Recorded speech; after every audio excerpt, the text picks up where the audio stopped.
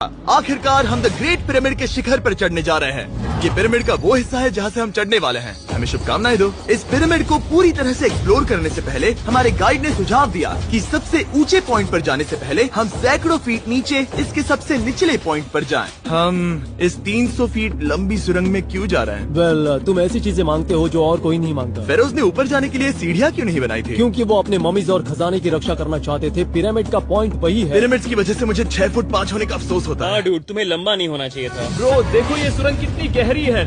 मैं इतना लंबा क्यों हूँ? कह दो कि हमने आधा रास्ता पार कर नहीं, लिया। हम आसपास भी और वो झूठ नहीं बोल रहे थे। ये सुरंग सैकड़ों फीट तक चलती रही, लेकिन इन छोटे रास्तों में लगभग 1 घंटा संघर्ष करने के बाद मेरे घुटने ओह, लग रहा है जैसे जिंदा दफना दिया गया है। हम आखिरकार नीचे पहुंच ही गए।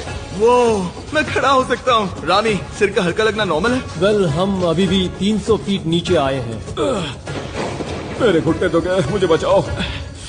वो ये तो बहुत बड़ा है। जब हमने इसे पहली बार ढूंढा तो हम इस विशाल कमरे में आए और हमें यहाँ कुछ भी नहीं मिला। ये खाली क्यों था? ये एक और छलावा था। उन्होंने सिर्फ छलावा देने के लिए इतनी सारी मेहनत सही की। समझे। अब जरा सोचो। क्या जो कमरा हमें मिला वो असली चेम्बर था? हाँ, वो भी छलावा था। जिसका मतलब ये हो सकता है कि कुफू का शरीर अभी भी यहीं कहीं हो, इस पिरामिड में, जिससे ये साबित होता है कि पिरामिड्स को इजिप्ट के राजाओं की कब्र के रूप में बनाया गया था। लेकिन इस डिकॉय चेम्बर में पिरामिड की सबसे गहरी जगह भी शामिल थी।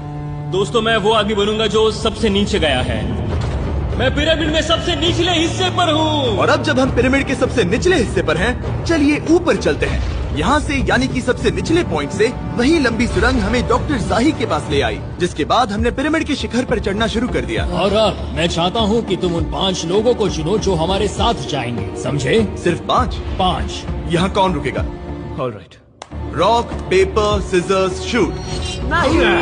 ठीक है नोलन, तुमसे मिलकर अच्छा लगा। मैं ईमानदारी से जीता। और फिर हम किसी तरह उसी सुरंग में पहुंच गए जिसके जरिए हम पहले दिन राजा के कमरे तक पहुंचे थे। हमने वीडियो की शुरुआत इस सुरंग से की थी, पर अब वीडियो के अंत में हम ऊपर के सीक्रेट रूम्स में जाएंगे। क्या आप मानेंगे कि पिछले 5000 सालों में 50 लोग से भी ज्यादा कम लोग ऊपर गए हैं? अब बताना सही रहेगा कि मुझे ऊंचाई से डर लगता है। ये बताने का इससे बुरा टाइम कोई होगा ही नहीं। और मैं आपको बता दूं कि यहाँ चढ़ना कोई आसान काम नहीं था। सीढ़ी के ऊपर पहुँचने के बाद एक और छोटा सा रास्ता था।